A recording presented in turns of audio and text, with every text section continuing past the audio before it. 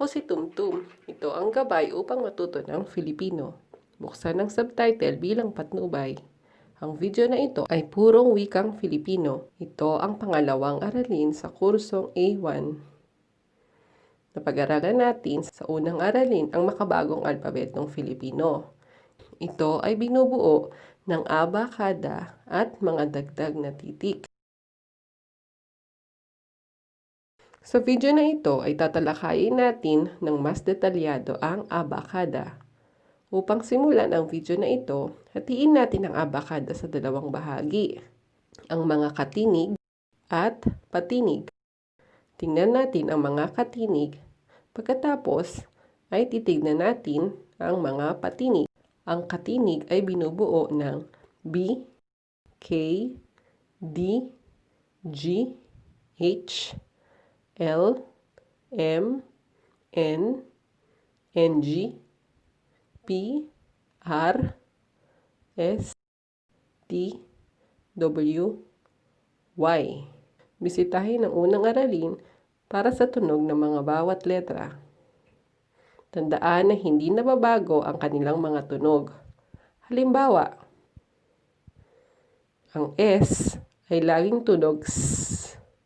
Ang W ay laging tunog W. Kaya't ang salitang naka-flash sa screen ay binabasa bilang asawa. Asawa.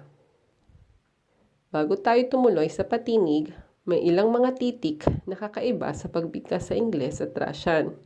Ito ang mga sumusunod: NG, R, H, N, nang, NG, nang. Ito ay binibigkas ng nang. Gayunpaman sa salita, binibigkas ito bilang ng. Katulad ng sa Burger King. Ang pagkakaiba sa Ingles ay ang NG ay maaaring sa unahan, gitna, at huling pantig ng salita. Para sa mga Russian, ang NG ay isang bagong tunog. Subaybayan ang video upang bigkasin ang letrang NG. Ngipin, ngipin. R. Ito ay halos kapareho ng Espanyol at Russian R. R. Halimbawa, radyo, rosas, traktor. H. Ang bigkas ng H ay medyo natatangi para sa Russian. I-relax ang iyong dila habang sinasabi ang H. Ha. Ha ha ha. Pakinggan ang pagkakaiba. Leah, hindi leyak. Leah, hindi leyak. Harasho, harasho. Hilaw.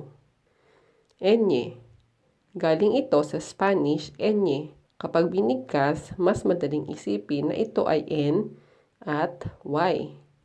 Halimbawa, pinya ay parang pinya. Ngayon, tingnan naman natin ang mga patinig. Ang mga patinig sa alpabetong Filipino ay A, E, I, O, U. Ang A ay A. Makinig. Apa. E.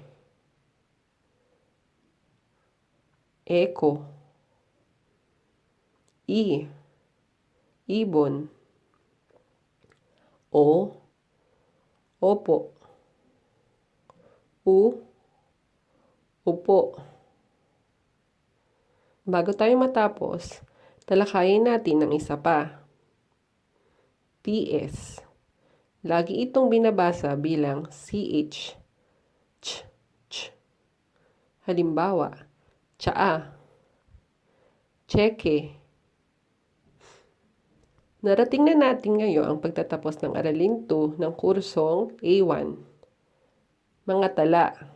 Siguraduhin na kung nais mong maunawaan sa Tagalog, tiyaking bigkasin ng tama ang iyong patinig. Gumamit ng mga titik na abakada kung nais mong magsalita ng Tagalog. Tayo'y magsanay. Banggitin ang mga salita na ito.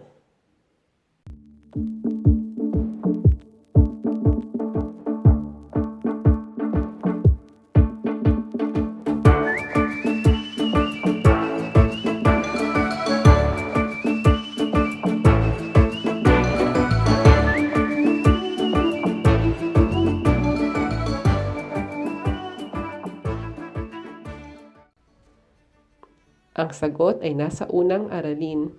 Paalam!